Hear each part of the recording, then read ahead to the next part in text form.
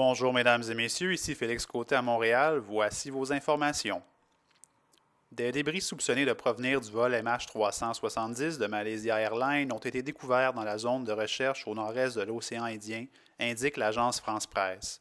Les autorités australiennes attendront à samedi avant d'envoyer des bateaux sur les lieux. Cette découverte survient après le déplacement de la zone de recherche à 1100 km au nord-est. L'avion devait faire route entre Kuala Lumpur et Pékin, mais a disparu des radars civils 1 heure après avoir décollé le 8 mars dernier. Le journal Le Soleil rapporte la décision du Parti québécois de ne pas présenter de candidat dans la pinière, laissant champ libre à l'ex-libérale Fatima Ouda-Pepin.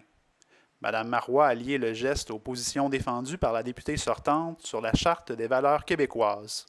Ses positions sur le port de signes religieux lui avaient valu de se faire expulser du Parti libéral.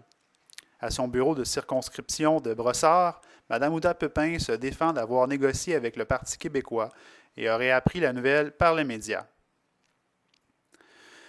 Les États-Unis ont certifié vendredi devant le Comité des droits de l'homme de l'ONU être en contrôle de leurs opérations de surveillance massive, selon un rapport de l'agence France-Presse. Le procureur général adjoint de la section criminelle du département américain de la justice a défendu la légalité des programmes de renseignement, selon les lois américaines. Il rappelle les annonces du président Barack Obama afin de protéger les informations personnelles à une échelle mondiale. Enfin, une nouvelle version animée en 3 dimensions du long-métrage La guerre des tucs verra le jour 30 ans après la sortie de l'œuvre originale, rapporte Le Soleil.